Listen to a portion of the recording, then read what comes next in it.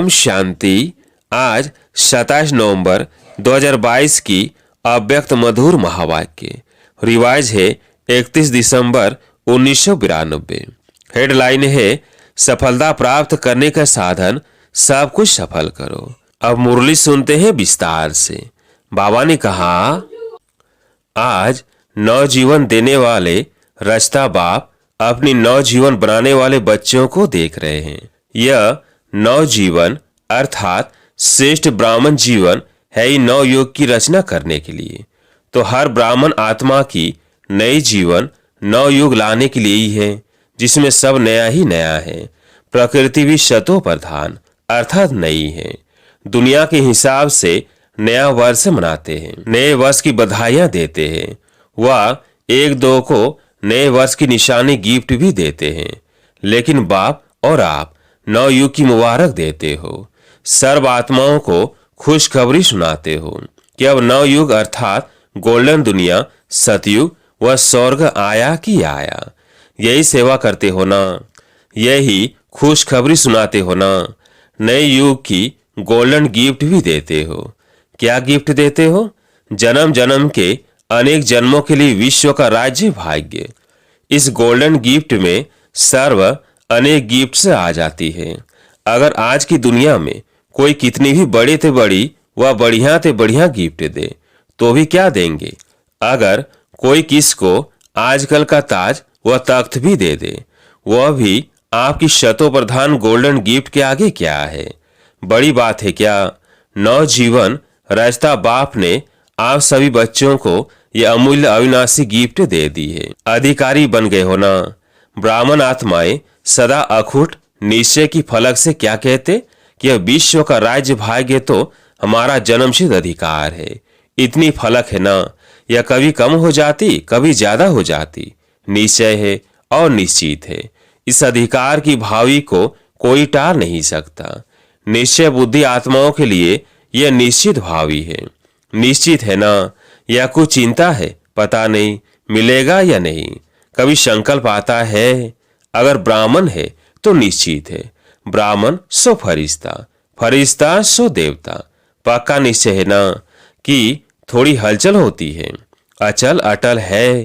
तो ऐसी golden gift बाप ने आपको दी और आप क्या करेंगे? औरों को देंगे। अल्पकाल की गिफ्ट है, तो अल्पकाल समाप्त होने पर गिफ्ट भी समाप्त हो जाती है। लेकिन यह अविनाशी गिफ्ट हर जन्म आपके साथ रहेगी। वास्तविक मनाना तो नव युग का ही मनाना है, लेकिन इस संगम युग में हर दिन ही मनाने का है। हर दिन मौज में रहने का है। हर दिन खुशी के झूले में झूलने का है। वह खुशी में नाचने का है। अविनाशी गीत गाने का है। इसलिए ब्राह्मण जीवन का हर दिन मनाते रहते हो। हर दिन ब्राह्मणों के लिए उत्साह उमंग बढ़ाने वाला उत्सव है। इसलिए यादगार रूप में भी भारत में अनेक उत्सव मनाते रहते हैं।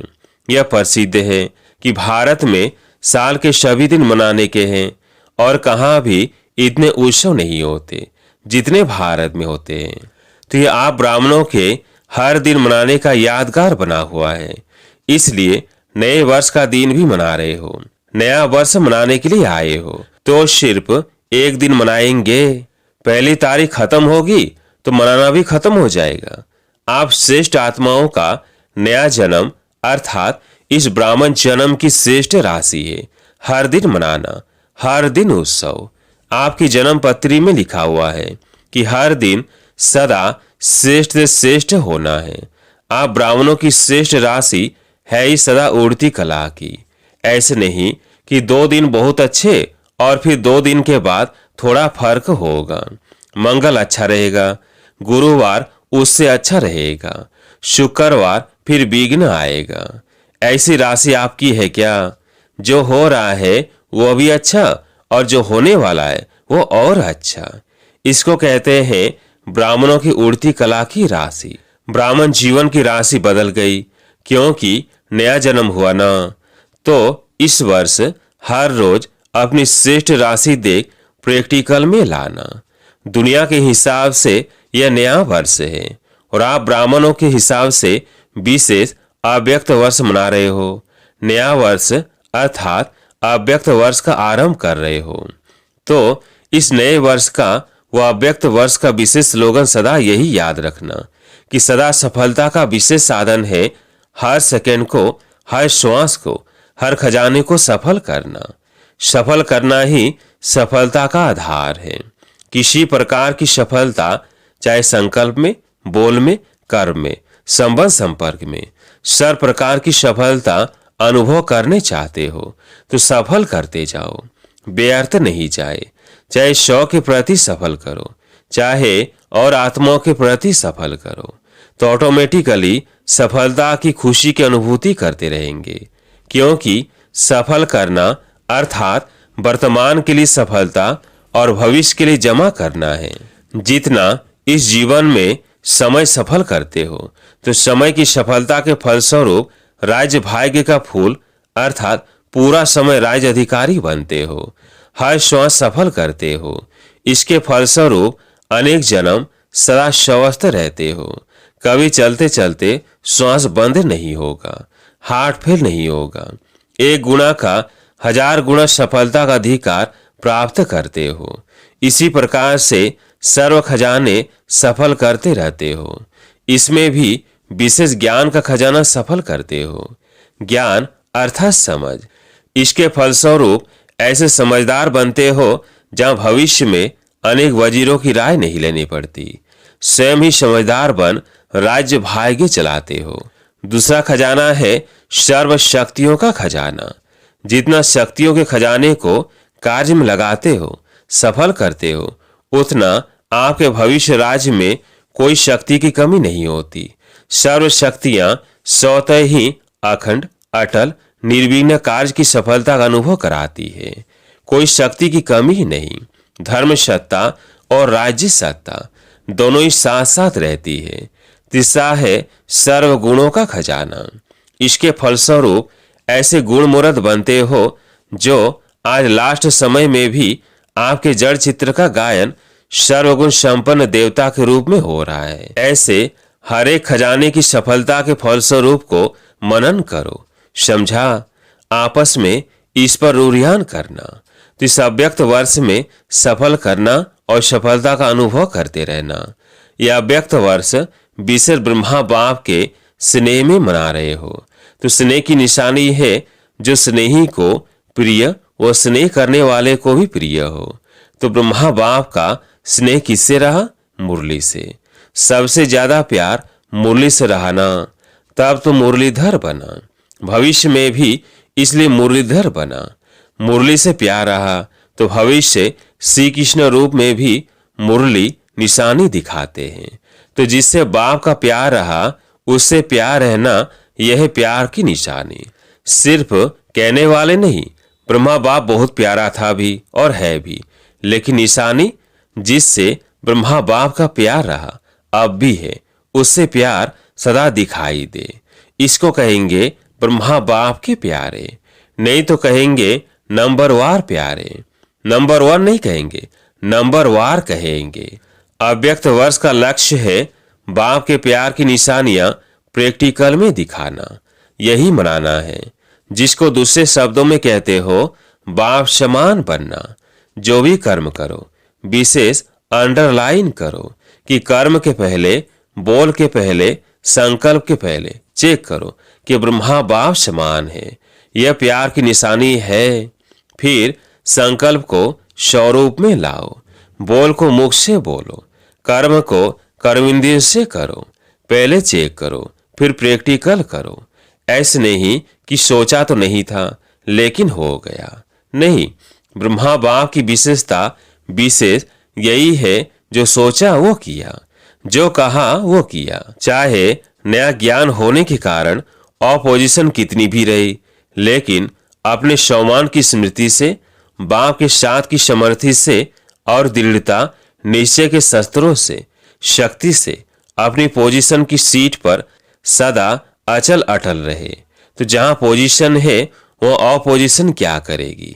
ऑपोजिशन पोजीशन को दृढ़ बनाती है, हिलाती नहीं, और दृढ़ बनाती है। जिसका प्रैक्टिकल विजयी बनने का सबूत स्वयं आप हो और साथ साथ चारों ओर की सेवा का सबूत है। जो पहले कहते थे कि धमाल करने वाले हैं, वे अब कहते हैं कमाल करके दिखाई है। तो ये कैसे हुआ? ऑपोजिशन को श्रेष्ठ पोजीशन से समाप्त कर दिया। तो अब इस वर्ष में क्या करेंगे? जैसे ब्रह्मा बाप ने निश्चय के आधार पर, रूहानी नशे के आधार पर निश्चित भावी के ज्ञाता बन सेकंड में सब सफल कर दिया, अपने लिए नहीं रखा, सफल किया, जिसका प्रत्यक्ष सबूत देखा कि अंतिम दिन तक तन से पत्र व्यवहार द्वारा सेवा की, मुख से महावाक्य उच्चारण किए, अंतिम दिवस भी समय संकल्प शरीर को सफल किया। तो स्नेह की निशानी है सफल करना। सफल करने का अर्थ ही है श्रेष्ठ तरफ लगाना। तो जब सफलता का लक्ष्य रखेंगे तो व्यर्थ स्वतः ही खत्म हो जाएगा। जैसे रोशनी से अंधकार स्वतः ही खत्म हो जाता है। अगर यही सोचते रहो कि अंधकार को निकालो तो टाइम भी वेस्ट है, मेहनत भी वेस्ट है। ऐसी मेहनत नहीं करो। आज क्रोध आ गया, आज लोभ आ गया, आज व्यर्थ सुन लिया, बोल दिया, आज व्यर्थ हो गया। इसको सोचते सोचते मेहनत करते दिल शिकस्त हो जाएंगे। लेकिन सफल करना है, इस लक्ष्य से व्यर्थ स्वतः ही खत्म हो जाएगा। यह सफल का लक्ष्य रखना, मानो रोशनी करना है तो अंधकार स्वतः ही खत्म हो जाएगा। समझा? अव्यक्त वर्ष में क्या करना है? बाप दादा भी देखेंगे कि नंबर 1 प्यारे बनते हैं या नंबर वार प्यारे बनते हैं। सभी नंबर 1 बनेंगे। डल विदेशी क्या बनेंगे? नंबर 1 बनेंगे। नंबर 1 कहना बहुत सहज है, लेकिन लक्ष्य दृढ़ है तो लक्षण अवश्य आते हैं। लक्ष्य लक्षण को खींचता है। अब आपस में प्लान बनाना, सोचना। बाप दादा खुश है। अगर सब नंबर 1 बन जाए तो बहुत खुश है। फर्स्ट डिवीजन तो लंबा चौड़ा है, बन सकते हो। फर्स्ट डिवीजन में सब फर्स्ट होते हैं। तो नए वर्ष की ये मुबारक हो कि सभी नंबर 1 बनेंगे। व्यर्थ पर विन करेंगे तो 1 आएंगे, व्यर्थ पर विन नहीं करेंगे तो 1 नहीं बनेंगे। अभी भी व्यर्थ का खाता है, किसका संकल्पों में, किसका बोल में, किसका संबंध संपर्क में। अभी पूरा खाता खत्म नहीं हुआ है, इसलिए कभी कभी निकल आता है। लेकिन लक्ष्य अपनी मंजिल को अवश्य प्राप्त कराता है। व्यर्थ को स्टॉप कहा और स्टॉप हो जाए।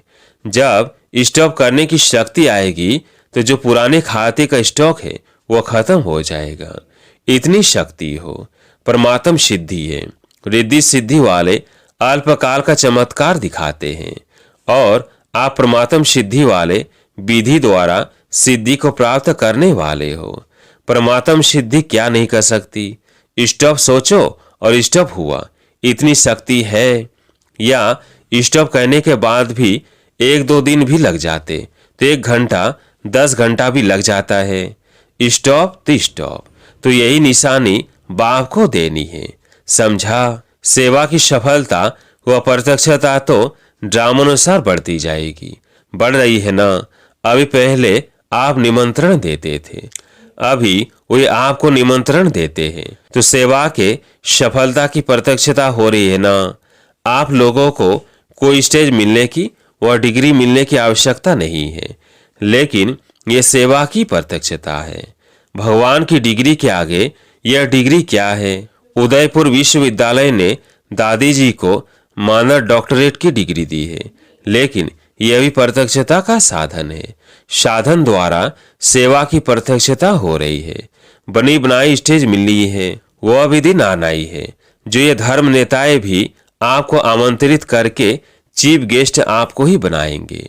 अभी थोड़ा बाहर की रूपरेखा में उनको रखना पड़ता है, लेकिन अंदर में महसूस करते हैं कि इन पवित्र आत्माओं को सीट मिलनी चाहिए।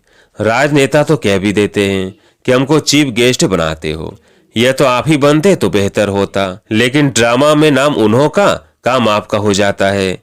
जैसे सेवा में प्रत्यक्षता होती जा रही है, विधि बदलती जा रही है, ऐसे हर एक अपने में संपूर्णता और संपन्नता की प्रत्यक्षता करो।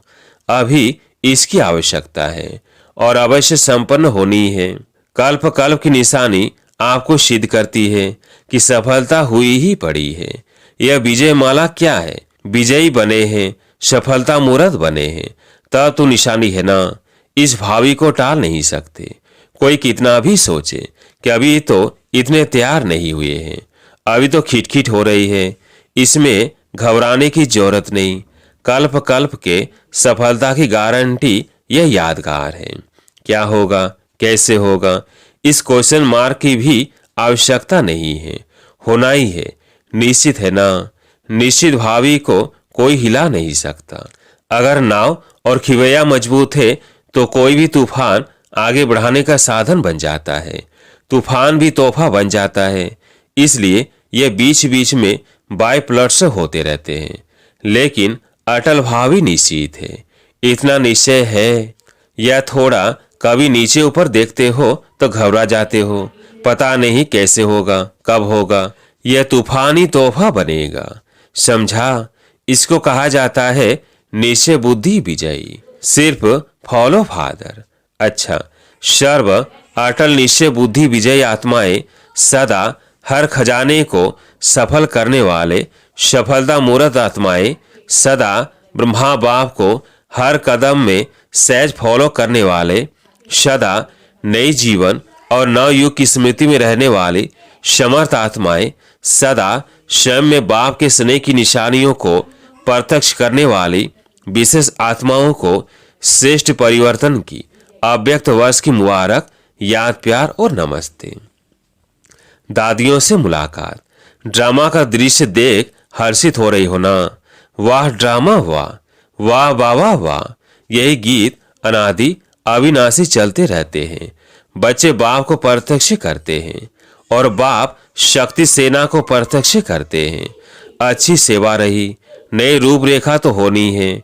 ऐसे ही सबके मुख से बाबा व शब्द निकलता रहे, क्योंकि विश्व पिता है तो ब्राह्मण आत्माओं के दिल से, मुख से तो बाबा निकलता ही है, लेकिन सर्व आत्माओं के दिल से व मुख से बाबा निकले तब तो समाप्ति होना।